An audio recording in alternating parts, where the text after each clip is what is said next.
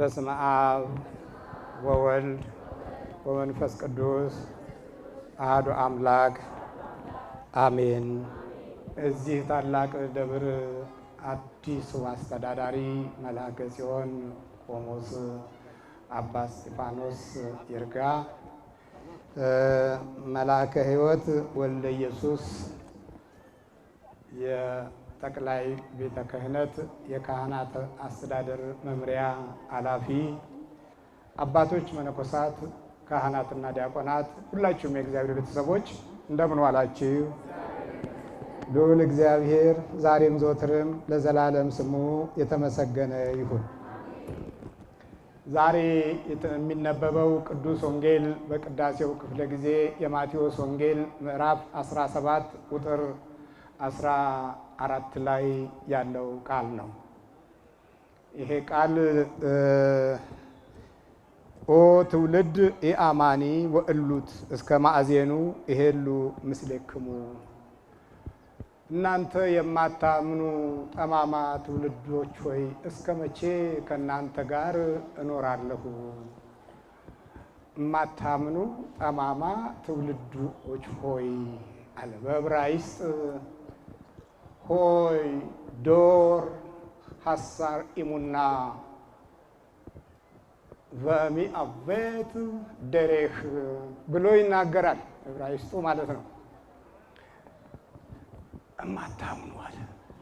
ይሄ ከቅድስት ድንግል ማርያም ተወልዶ ከሰማያት ሰማያት ወርዶ ወደኛ የእኛን ሰውነት በመዋሃድ የቅድስት ድንግል ማርያምን አካል ከስጋዋ ስጋ ከነፍሷ ነፍስ ነፍስቶ የሚያስተምረውን ኃይልና ጥበብ ለመገንዘብ ሰዎች እንዲችሉ ኃይላቸውን መለኮታዊ እንዲያደርጉ ዜግነታቸው ከምድራዊ በተሻለ ሁኔታ ሰማያዊ እንዲሆን ደቀ መዛሙርቱን ጠራቸው።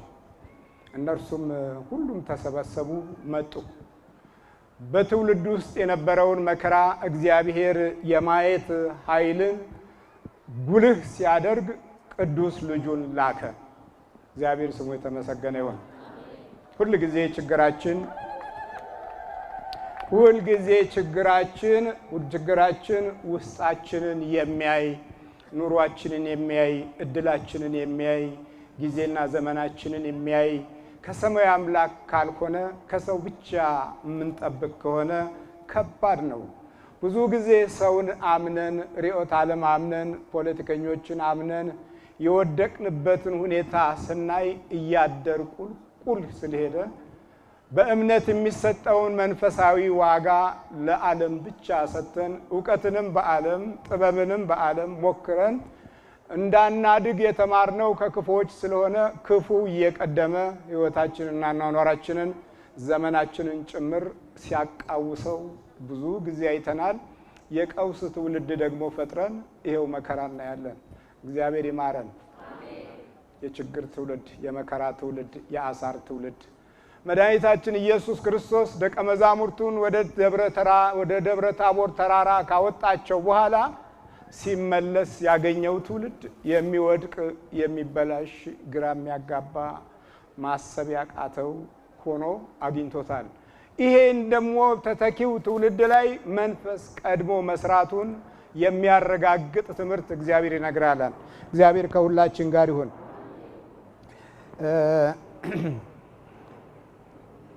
የዘመናችን ሚስጥር ሲገልጽ ማቴዎስ ምዕራፍ 17 ቁጥር 14 ላይ ወደ ሕዝቡ ሲደርስ አንድ ሰው ወደ እርሱ ቀረበና ተንበርክኮ ይላል። አየህ፣ መጀመሪያ ራስን ለአምልኮት ማስገዛት የትውልድን ኃይልና በትውልድ ውስጥ ያለውን ችግር ለመረዳት ጥሩ ዕድል የምታገኘው መንበርከክን የሚለምድ ሕሊና ሲኖር ነው። እውቀትም የሚገባህ ማስተዋልህንም ሰማያዊ የምታደርገው መንፈሳዊ ጥበብንም ለመረዳት ውስጣዊ ሕይወትንና የመንፈስ ቅዱስ ጥበቃንም ለማግኘት እግዚአብሔርንም ጥበብ ለመረዳት መንበርከክ አስፈላጊ ነገር ነው። ያልተንበረከከ ትውልድ እየሞተ ይንበረከካል፣ አቅም እያጣ ይንበረከካል፣ በመናፍስት ይንበረከካል፣ በተንኮል ይንበረከካል፣ በግፍ ይንበረከካል። ውድቀት ብቻ ሲወድቅ ነው የሚንበረከከው። ዋጋ የለውም ታዲያ። ይሄ እዚህ የምታዩት ኃላፊነትን የመወጣት የአባትነትን ጸጋ ያወቀ ሰው ነው። በልጁ ጉዳይ ላይ ረጅም ዘመን ወደ ቤተ መንግስትም ወደ ቤተ ክህነትም ሄዷል። ግን ምንም መፍትሄ አላገኘም። መፍትሄ የሚሰጠው ኃያል በስጋ ተገለጠና በመካከላቸው ሲሄድ በፊቱ ላይ ሊቆም የሚችል መፍትሄ ሰጪ ብርቱ ጉልበት ያለው ጥበቡን የተረዳ ሰው ከመሆኑ የተነሳ ከዛ ራሱን በርከክ ካደረገ ብር አልሰጠም። መጀመሪያ የሰጠው ጉልበቱን ነው። እግዚአብሔር ጉልበታችንን ሰማይ ያርግልን። የተቸገርነው ጉልበተኞችን ነው። ስንት ጉልበተኞች በህይወታችን ዙሪያ ላይ ሲያደቡ ኖረዋል። ስንት ጉልበተኞች በኑሯችን ውስጥ በሐሳባችን ውስጥ በመንፈሳዊውም በስጋዊውም ዘመንን ጊዜን ተገን አድርገው ጉልበታቸውን ሁሉ ለጥፋት ያዋሉ ደስታን አላገኙም። ብዙ መከሩ፣ ጣሩ፣ ደስታ የሚጨበጥ እየመሰላቸው ብዙ ነገር አረጉ፣ ቀሙ፣ ነጠቁ፣ አገበሰበሱ፣ ወደ ላይ ከፋሉ፣ ወጡ። አቤት ሲወረድ ደግሞ መከራው ያሳዝናል። ጠጡ፣ በሉ፣ ረኩ፣ ግን መርካትን ሳያውቁበት ሁሉም ነገር ውድም መሲል ታሪክም ህይወትም ዘመንም ጊዜም እንዳልነበረ ሲሆን አያሳፍርም። ስራቸውም አያሳፍርም። ድግሪታቸውስ፣ ባህሪያቸውስ፣ ቁመናቸውስ፣ ቋንቋቸውስ አያሳፍርም። የእግዚአብሔር ዜጋ ያልሆነ ሁሉ እንደዚህ ነው። ብዙዎቻችን በተናጠልም በወልም የወደቅንበትን ዘመናት ስናስተውለው ከባድ ነው። ይሄን ሰው እዚህ ጋር ስናይ የአባትነት ሞገሱ ሲገለጥ ለትውልድ ያለው ሐሳብ በውስጡ በኩል ሲመነጭ ጌታውን ከውስጥ አወቀው። ብዙዎቻችን ከውስጣችን አናቅም። ከላይ ብዙ እንጥራለን፣ እንደ ሀገርም እንደ ወገንም ብዙ እንፎክራለን። ግን ዋነኛውን የሰማይ ጉልበት እንዲሁም በሰማይ ዜግነት ውስጥ መንፈሳዊ በረከትን እና ኃይልን የህይወታችን አንዱ አካል ካላደረግነው ከባድ ነው። የዘመኑ ትውልድ አደገኛ ነው። የሚመራውን ነገር በሚቀጥለው እናያለን። በጉልበቱ ተንበርክኮ አለ። በጉልበቱ ነው የተንበረከከው። በምኑ ውስጡ የወደቀው ከጉልበቱ ጋር ነው። ብዙዎቻችን ስለማንሰግድ በረከት የለንም። ለዚህ ነው እናንተ እምነት የሌላችሁ ጠማማ ትውልዶች ያለው። መጣመምን ከዓለም ከትምህርት ከእውቀት ከፍልስፍና ሸመትንና ወደ ቤተ ክርስቲያን ስንመጣ ጉልበታችን እምቢ አለ። በጠላት እጅ የተያዘ ጉልበት በረከትን አያመጣም። በእውቀታችን ስለ በረከት ስንታገል ደሞዛችን አይበቃ፣ ኑሯችን አይበቃ፣ ጊዜያችን አይበቃ፣ በመጨረሻም እድሜያችን እንኳን የማይበቃ ሆነ። ምንም አይበቃም። እንታገላለን፣ መርካቱ የለም። ምንም ብንለው አልሆን ብሎ ሁላችንም በአንድ ድምፅ በዚህ እንስማማለን። ደክሜ ባዶ ነኝ። እግዚአብሔር ምሕረቱን ያብዛልን። ተምሬ ቁልቁል ነኝ የምንላቸው ቋንቋዎች ጥሩ አድማጭ ካገኘን እንዲህ አይነት ድምፅ እንሰጣለን። ኑሮዬ እኮ እታገለዋለሁ፣ ይታገለኛል፣ ማሸነፍ አቃተኝ የምንለው ነገር ሁሉ ብዙ ነው። ለዚህ ምንድነው በእምነት ያለውን ዋጋ ለመጨበጥ አቅማችንን ለእግዚአብሔር ጉልበታችንን ለሰማይ አምላክ ዝቅ ለማድረግ ድል ስላላገኘን የዕለት አስተብርኮትና አምልኮት ስለማይገለጽብን በረከታችንን ዲያብሎስ ሰላቢው ምቀኛው ተንኮለኛው ከአይናችንም ከልቦናችንም ከድላችንም እየተነሳ ሙልጭ አደረገብን። ይኸው የምንታገለው ለዕለት ኑሮና ለመኖር ነው። እሱም እምቢ ያለን ነው። ለምን ሰማይ ዜግነትን አልጨመርንበትም? መድኃኒታችን ኢየሱስ ክርስቶስ ስለ ሰማይ ዜጋ ሊያስተምር መጣና እስቲ የዚህን አባት ድምፅ እንስማው። ጌታ ሆይ አለ። ከተንበረከከ በኋላ ነው። እሺ በርከክ በሉና ቤታችሁ የጸሎት ቦታ አላችሁ፣ መንበርከኪያ ካላችሁ ጎበዞች የዕለቱን ሰላቢ ትቃወሙታላችሁ፣ ከየሰው ላይ የሚመጣውን የምቀኛ መንፈስ ታባርሩታላችሁ። ህልማችሁም ራእያችሁም በጎ ይሆናል። ቀን ያሰባችሁት መልካምነት ሌሊትም ጊዜውንም ሲነጋም ብርሃኑን መልካም ያደርገዋል። ቀን የሰበሰብከው ነው የሚወለደው። እየሰማችሁ ቀን የሰበሰባችሁ ታብረ ይወለዳል። ምቀኛ ሆነ ከገባክ የሚወለደው ልጅ ምቀኛ ነው። ተንኮለኛ ሆነ ከገባህ ሐሜተኛ የጥላቻ ሰው ሆነ ከተገባህ የሚወለደው ያንኑ የሚመስል እንደውም በእጥፍ ካንተ በላይ ክፉ ሆነ ነው። ያ ክፉ ነገር ነው ዛሬ ተወልዶ ቤታችንንም የሚያፈርሰው መንገዳችንንም የሚዘጋው ክብራችንንም የሚያዋርደው ቤተ እግዚአብሔርንም የሚጠላው ታሪካችንንም የሚያቃውሰው ያ እየተወለደ እኮ ነው። አልገባ ስላልን ነው። እምነት እንግዲህ እንዲህ አይነት ክፋት እንዳይወለድ መንበርከክ ይጠይቃል። ከተንበረከክ በኋላ እግዚአብሔር ላንተ በጣም ቅርብ ነው። መገዛት ነው። ዲያብሎስ አልገዛ ብሎ አይደል እንደ ወደቀው አልገዛ ብሎ እኮ ነው። በርከክ ካለና ጌታ ሆይ ልጄን ማርልኝ። ማንም ባርልኝ እየሰማችሁ ነው። ብዙዎቻችን ልጄን ማርልኝ በሚሉ ቤተሰቦች እጅ ውስጥ አልተወለድንም።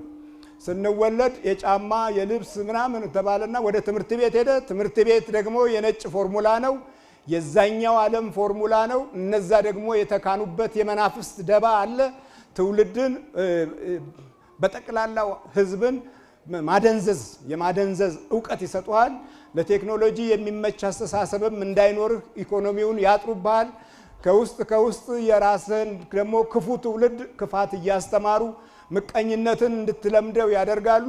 የመንፈስ ቅዱስ ጥበብና የማስተዋል ጸጋ ይለያል። ወደ ቤተ ክርስቲያን ስትመጣ እንደዚህ ግሪሳ ብቻ ነው እንጂ ምን ሆነው በበረከቱ በኩል አልፈን ቁመናችንን ታሪካዊ የማድረግና በጸጋ ውስጥ አልፈን ትውልድን የማዳን ምዕራፍ ላይ ብዙ ዘግይተናል። እውነቴን ነው የምላችሁ፣ ብዙ ዘግይተናል። ይሄንን ጉዳይ በደንብ ስናስተውለው ከሁለት ሶስት መሪዎቻችንን ዘመን ስናስብ በምን አይነት ጊዜ የተወለዱ ናቸው ይሄን ዘመን ያመጡት ብለን ስናይ አባቶች አልተንበረከኩም። ልጆቻችንን ማሩልኝ አላሉ። ሂድ ተማር፣ ምን ተማርክ? ባዮሎጂ፣ ምን ተማርክ? ኬሚስትሪ፣ ምን ተማርክ? ፊዚክስ። ከዛ ራሱ ፊዚክስ ነው ሰውየው። ምንም በእውቀቱም ያናል ደረጃ ውስጥ ገብቶ ለታሪክም ለወገንም የሚመች እድልን እንዳያገኝ አወሳስበው አለካክፈው አወናብደው ምን አርገው አቀሳስረው ትንሽ ያውቅ ያለው ካለም ደብዛው ይጠፋል። የመከራ ልጆች ጌታ ፊት ተንበርክኮ ልጄን ማርልኝ ያለው ማርልኝ። በቃ አዲሱ ትውልድ እንዲህ ይያዛል። በአዲስ ኪዳን አይደለም ክርስቶስ የመጣው። ክርስቶስ ሲመጣ ያገኘው ትውልድ በክፉ የተያዘ ነው። ደግሞ ክፉም ሲሰጥ ያንኑ ያዘውን ነው የሚሰጠውን ነገር እስቲ እንመልከት። ልጄን ማርልኝ በጨረቃ እየተነሳበት ክፉኛ ይሰቃያል። በጨረቃ ነው የሚነሳበት። ሰይጣን ጊዜ ያለው አንዳንድ ጊዜ በስማም ስንለው 40 ክንድ ይርቃል አይደለም። ይሄ ቀረኮ የትኛው ቅንነታችን የትኛው በጎነታችን 40 ክንድ የሚያርቀው? አብሮ ተወልዷል። አብሮ ባይወለድ ቤተክርስቲያንን የሚያቃጥሉ እናትና ልጅን እሳት ውስጥ የሚከቱ እንስሳትን የሚገሉ እንጨቱን ሁሉ በመሳሪያ የሚያጠፉ ጓሮ የሚነቅሉ ማርልኝ አልተባለማ። ማርልኝ የሚል አባት ማርልኝ የሚል እናት አልመጣም። የተንበረከከ ትውልድ ማጣታችን ምን ጊዜውም አሳሩ የበዛበት ህሊናው የጠፋበት መንገዱ ሁሉ እሾክና አሜከላ ሆነበንና ዛሬ ውድቀታችንን ብቻ ነው የምንሰማው እንጂ በእውነት በጎነታችን ቅንነታችን ታሪካዊነታችን ወድሞብናል። የሰነ ምግባር ሞራላችን የቅድስና ሞገሳችን እንዲሁም ደግሞ ኃይላችንና ጥበባችን ዝም ብሎናል እና ልጄን ማርልኝ ይሰቃያል። ብዙ ጊዜ በእሳት ብዙ ጊዜ በውሃ ላይ ይወድቃልና አለው። አያችሁ የሚወድቅበትን ቦታ አባትየው ለይቷል። እንዲህ የሚለይ አባት የለም። አሁን አይነ ጥሎ አብሮት እየተወለደ ምንም እንጀራ በላህ የሚል አባት ብቻ እኮ ነው። እንኳን በዓለማዊ በመንፈሳዊም ቢሆን የትውልዱን ውስጡን የማየት እድልን ካጣን ዘመናት አልፏል። ውስጥን የማየት እድል የሚመነጨው ከሚንበረከክ አባትና እናት ነው። ዛሬ ልጄ ምን ሆና አንቺ ምን ሆነሽ? ራሴን አሞኛል። ትምህርት ቤት ሄዳ ፈተና ሲመጣ ራሴን አሞኛል። ይሄ መንፈስ ይሆን እንደ የሚል የለም። እስቲ በቃ ሂጂ ተጨናንቀሽ ይሆናል ቡና ጠጪ። ምን ማልኮስኮስ ነው። መናፍስትን የለመደ ክፉ ጠላት ትውልዳችንን አስጨንቆ ወጥሮ መንፈሳዊ በረከቱን ገፎት የመስቀሉን ክብር ከባህሪው አርቆ ሆዳምነትና የጨበሬነቱ በቃ ጎልቶ የሚታይ የዘመን ፋሽን አሳዳጅ ግን እድል የሌለው ሞገስ የሌለው ጸጋ የሌለው ታዲያ አልተንበረከኩም እናቶችና አባቶቻችን ባለመንበርከክ የወለዷቸው ከመናፍስት ጋራ ዛሬ ምድሪቱን ቢያጎሳቁሉ የሰው ልጆችን ህይወት ቢያጠቁ መንፈሳዊ በረከትና ተስፋን ቢንቁና ቢያቃልሉ ያ የማቃለሉ ጉዳይ በየመንገዱ ይጥላቸዋል ታሪካቸውን ንቀው ታሪክ የሌላቸው ሆነው ሞታቸውም እድላቸውም ክብራቸውም የዱር አራዊት ሞቶ ለአራዊት ወድቆ ለአራዊት ያልተንበረከከ አባት ያልተንበረከከ መሪ ያልተንበረከከ አገልጋይ በሚወልደው ልጅ ውስጥ ያለውን አደጋ አያይም በእርግጠኝነት አያይም ዓለማየታችን ይህንን ዓለማችንና ግዚያዎቻችን መሪዎች የነበሩ ሰዎችን ስታዩ አሁን አያሳፍርም አያሳዝንም እግዚአብሔርን ንቀዋል ትተዋል አዋርደዋል የታሪክን መንፈሳዊ ቁመና ጸጋን አቃለዋል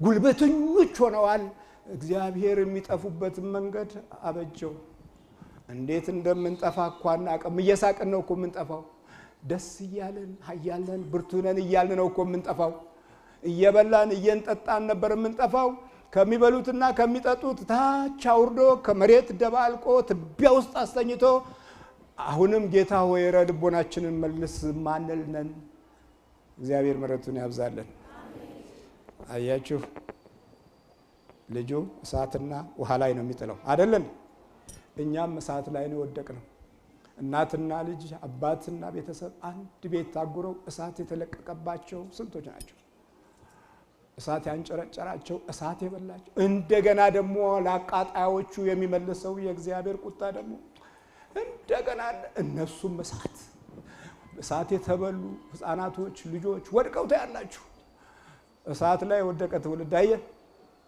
ነው አይደለም ነው እኮ የእሳት ከሰማይም እሳት ከመሬቱም እሳት የሚተኮሰው እኮ እሳት ነው ሰላምን አላውቅ ስንል አልገባ ስንል መንፈሳዊ በረከትን አላውቅ ስንል ሃይማኖትን ስናቃልል ታሪክ ስናዋርድ የሞቱትን ሁሉ ሳይቀር ቂመኛ የሆነ ትውልድ እንዲመጣ ስናደርግ የሞቱትን እንኳን ጸልየው አመስግነው እግዚአብሔር ክብሩን ሰማያዊ ጸጋውን ሰጥቷቸው አገር መርተው በቅድስና ሞራል ክብርን ጠብቀው የሀገሪቱን ዳር ድንባር በእግዚአብሔር እሳት ዋጅተው የሞቱትን እንኳን እነሱ ላይ እንኳን አላረፍንም እኛ ታዲያ እንዲና እምነት የሌላችሁ ጠማማ ትውልድ ያለው ይሄ ነው ዶር ሐሳር ኢሙና በዕብራይስጡ በማዕቤት ደሬህ መንገዳችሁ ክፉ ጠማማ የሆነ እምነት የሚሰጠው ዋጋና በረከት የናቃችሁ ስለዚህ እስከመቼ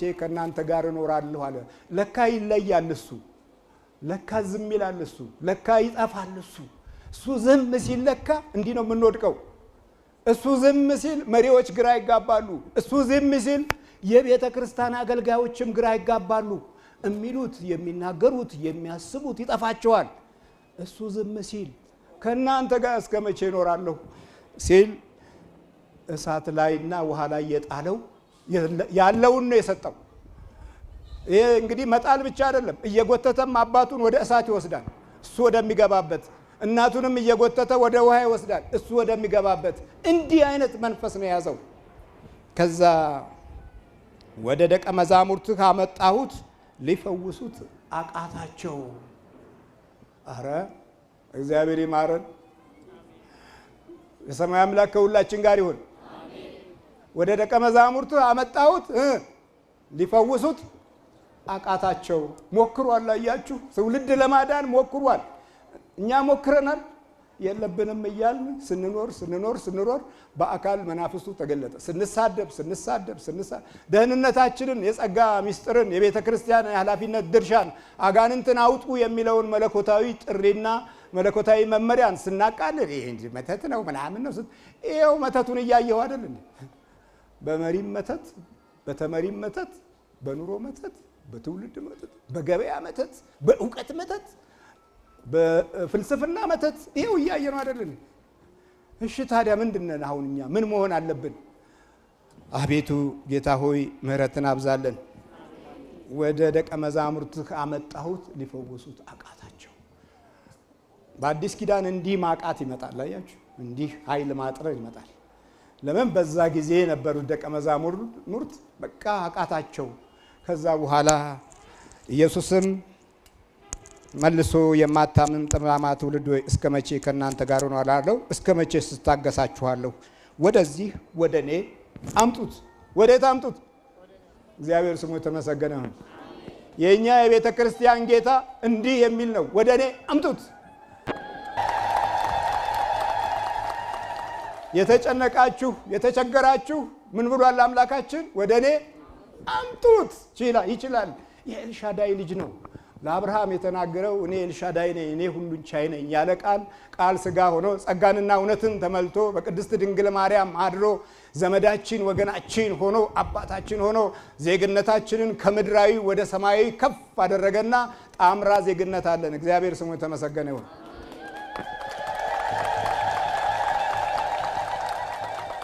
በስጋም የክርስቶስ ልጅ ነን፣ ወልደ ማርያም ኃይለ ማርያም ወልደ ጻድቅ ወለተ ማርያም ወለተ አርሴማ ወልደ አርሴማ እየተባል እንደዚህ ስማችንን ከሰማያዊ ዕድል ጋር የተያያዘ ስላደረግን አንደኛው ምድራዊ ዜግነታችን ከሰማያዊ ዜግነታችን ጋር ሲገናኝ ጥቅም እናገኛለን።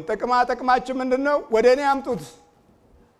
ሲጨንቅህ፣ ግራ ስትጋባ፣ ዕውቀትህ ሲጠፋ፣ ማስተዋልህ ሲደነዝዝ አንድ ችግር አለ። ምን ብሏል ጌታ? ወደ እኔ አምጡት። ስለዚህ እዚህ መተን ይሆንና እኮ አቤቱ የምንለው እኮ የዛ ቃል ኪዳን ውጤት ነው። እናንተን የሰበሰባችሁ ዘርና ፖለቲካ አይደለም።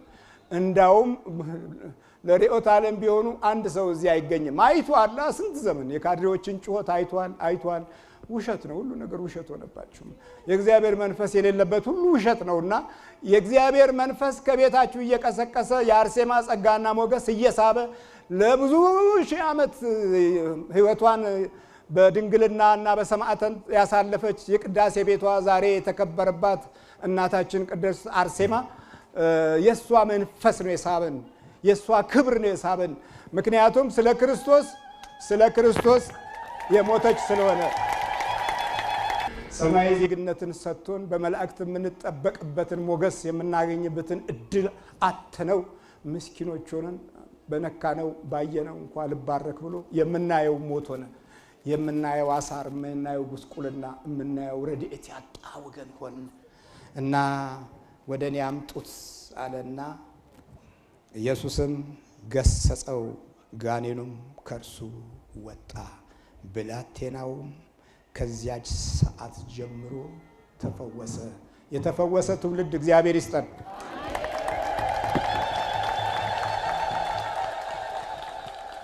ትውልድን ካደረበት መከራ ለማዳን ብዙ መስዋዕትነትን ተከፍሎ ትሰድቡናላችሁ፣ ታዋርዱናላችሁ፣ ከላይም ያሉት ያሳድዱናል፣ ከታችም ያሉት ይረግሙናል። ለምን? የታመመ ትውልድ ስለሆነ ነው።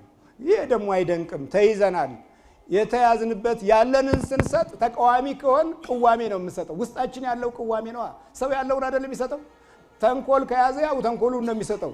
እዚህ የተያዘው ልጅ እኮ እሳት ነው የሚወደው። እሳት ወደ እሳት ሂድ፣ ወደ እሳት ሂድ፣ ወደ እሳት ሂድ ነው የሚለው። ይሄን ትውልድ ወደ እሳት ሂድ፣ ወደ እሳት ሂድ እያሉ ትልልቅ ምሁራኖቻችን ሁሉ ሲጋራ እየለኮሱ ሲያጨሱ አሁን ቤትም ያጨሱ ትውልድን ወለዱ። መጀመሪያ ያዝከው እሳት ነዋ። የእሳቱ ዋጋ እየተደመረ መጣና ቤትህ ደረሰ፣ በርህ ላይ ደረሰ። ከተማ ሲቃጠል አየን አይደል? ለማጥፋት እድለኞች ነን። አባዶን በዕብራይስጥ አባዶን ያጥፊው መልአክ ቁመና ማለት ነው። አባዶን የሽላሄም ሽሞ አባዶን ይላል። ለነሱ ንጉስ ናላቸው። ስሙም በዕብራይስጥ አባዶን ነው። እርሱም የጥልቅ መልአክ ነው ይላል። የጥልቅ መልአክ ሲኦልን የወደዱ ምድሪቱን ሲኦል የሚያደርጉ ዜጎችን በመፍጠራችንም የጎደለን ብዙ መከራና አሳር አለ ማለት ነው። በቤተ እምነትም በሪዮት ዓለም በዓለሙም የጎደለን መከራ ብዙ ነበረ። የዛ መከራ መጨረሻ አሁን ከአባይ ጀምሮ እስከ ቤተ ክርስቲያን ድረስ ትንሽ ፈገግ እያለልን ነው። አይዟችሁ፣ ክፉ ዘመን እያለፈ ነው።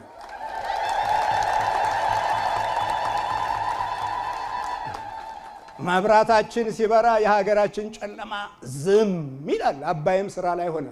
አባይ ስንት ዘመን በድሎናል እኮ አባይነህ እየተባለ ስም ብቻ ነበር ተረፈን። ዛሬ ያንን የሚሽር ጉልበት የማግኘትን እጣ እግዚአብሔር ቀስ ብሎ ከዓለም እኩል የምትሆኑት በዚህ ወንዝ ነው አለ። ለካ ጠፍቶን ነበር። ይሄ ወንዝ ምን ያደርጋል? ብረት ያቀልጣል። መሳሪያ አንገዛም፣ ራሳችንን እንችላለን። ትልልቅ ኢንዱስትሪዎችን ያንቀሳቅሳል፣ ድህነትን ያርቃል፣ የኒኩሌር ተቋማትን ይገነባል። ያ ማለት ደግሞ በዓለም ውስጥ ያሉ ዲያብሎሶችን ለማሸነፍ ከመላእክት ጋራ ከቤተ ክርስቲያን መንፈስ ጋራ ከጸጋዋ ጋራ ከቆምን እውነተኞች የመሆን እድላችንን እግዚአብሔር መንፈሱን ከመለሰልን ማንም አይበግረንም። አሜሪካም አትበግረንም፣ ጀርመንም አይበግረንም። እነሱ እንደውም በዘንዶ ዓለም ውስጥ ያሉ የባዕድ አምልኮት ውጤቶች ናቸው። እኛ ከእግዚአብሔር ጋር ሆነን እኮ እንነሳለን። ነገ ነጮቹ ወደኛ የሚመጡት ለዚህ ነው ይመጣሉ። በ60ዎቹ ዘመን እኮ አረቦች አገራችን ውስጥ ሱቅ ከፍተው ይኖሩ ነበር አገራቸውን ለቀው። እኛ ያን የበረከት ጸጋ ስናጣው ተሰቃየን። ስለዚህ ወገኖቼ ይሄ ልጅ ተፈወሰ፣ የፈውስ ጸጋና ሞገሱ ተገለጠ፣ የእግዚአብሔር ክብር ኃያል ሆነ። ደቀ መዛሙርቱ በዚህ መንፈሳዊ ጸጋ የተዋጁ ሆኑ። ሲያዩ ምን ማየት ጀመሩ? ፈውስ ማየት ጀመሩ። ፈውስን እግዚአብሔር ያሳየን። መሪዎቻችንን ይፈውስልን፣ ህዝባችንንም ይፈውስልን፣ አባቶቻችንንም ይፈውስልን። የርዕዮተ ዓለም በሽታ ለብዙ ዘመናት ሲታገለን ኖሯል። ሐሳባችን ታሟል፣ ጤናችን ታሟል፣ ታሪካችን ታሟል፣ አገራችን ታሟል፣ ሁሉ ታሟል። ቤታችሁም ታሟል፣ መኝታችሁም ታሟል። ስለዚህ መፈወስ አቃታቸው ሳይሆን ዛሬ ሁላችንም የሚፈውስ የአርሴማዊ ቃል ኪዳን በረከት ሰብስቦናልና ውስጣችንን ይፈውስልን። ውስጡ የጠፋው ትውልድ ከውጪ ፈልጎ ያገኘው፣ ከትምህርት ከፍልስፍና ፈልጎ አያገኘው። ከዩኒቨርሲቲ ከትልልቅ ተቋሞች ረግጠህ እዛብ ተንከራተህ መኖር እንጂ ምንም አታገኘው። እግዚአብሔር ከሁላችን ጋር ይሁን። ስለዚህ የሰማያዊ ዜጎች እንድንሆን በክርስቶስ ሥጋና ደም መታተም አስፈላጊ ነው። ሰማያዊ ዜጋ የሚባለው ያ ነው። ከዛ በኋላ መፈወስ ትችላላችሁ፣ መንበርከክ ትችላላችሁ፣ ማገዝ ትችላላችሁ፣ መርዳት ትችላላችሁ። አያችሁ፣ መርዳት ትችላላችሁ። መረዳት አይደለም፣ ሁሌ ልመና አይደለም፣ መርዳት ትችላላችሁ። ውስጥ ሲፈወስ ነው የምትረዳው። ለመስጠትም እኮ የሚያንቀበቅበን በረከት እንዳናገኝ የሚታገል ኃይል ነው። ስለዚህ እግዚአብሔር ምሕረቱን ያብዛ። የቸርነቱ በጎ ፈቃድ ከሁላችን ጋር ይሁን።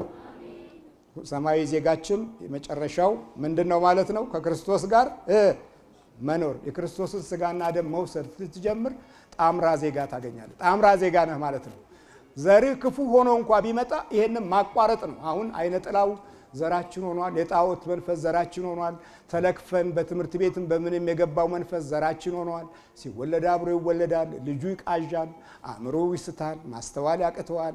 መቀበዣጀር የበዛበት ነው። የነካነውና ያየነው ሁሉ ይርበተበታል፣ ይጠፋብናል፣ መንገድ ይዘጋብናል። ሁሉም ነገር የመጣብን ሰማያዊ ዜግነትን ጠልተን ነው ወገኖች። ሰማያዊ ዜግነት የጣምራ ዜግነት ኃይል መግለጫ ነው። እሱም ማረጋገጫው የክርስቶስ ሥጋና ደምን ስንወስድ የሰማያዊ ዜጋ የክርስቶስ ልጆች ነን። የአርሴማ ቅድስት ድንግል የሰማዕቷ ልጆች ነን። የሚመጣውን ነገር በሰማዕትነት ስንካፈለው ታሪካችን አይሞትም። ታሪካችን አይሞትም። አሁን ታሪክ እንሰራለን ብለው የሮጡ ሰዎች እኮ ታሪካቸው ሞተ። እነሱ ይባላል፣ በቃ አያደርስ ይባላል።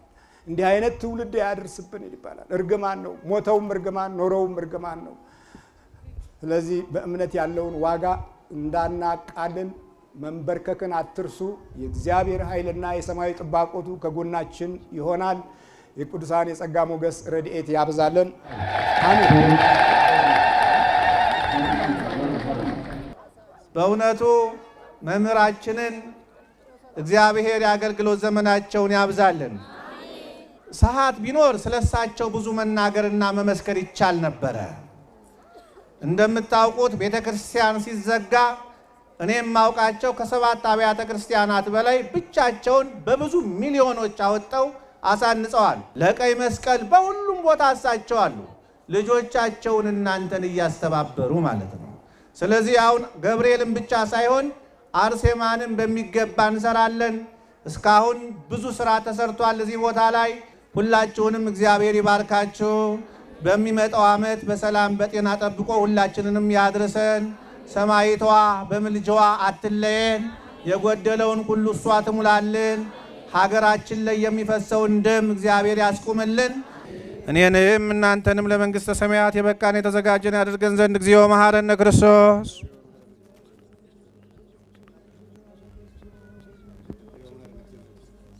በእንተ እግዝእትነ ማርያም መሐረነ ክርስቶስ። ስናውቅ በስህተት እያወድን ከሠራነው የማይሠራ ኃጢአት እግዚአብሔር ይፍታ። እስካሁን ወደ 140 ሺህ ብር ተገኝቷል። ቆጠራው ገና ይቀጥላል። እግዚአብሔር ይስጥልን። እግዚአብሔር ይባርካችሁ።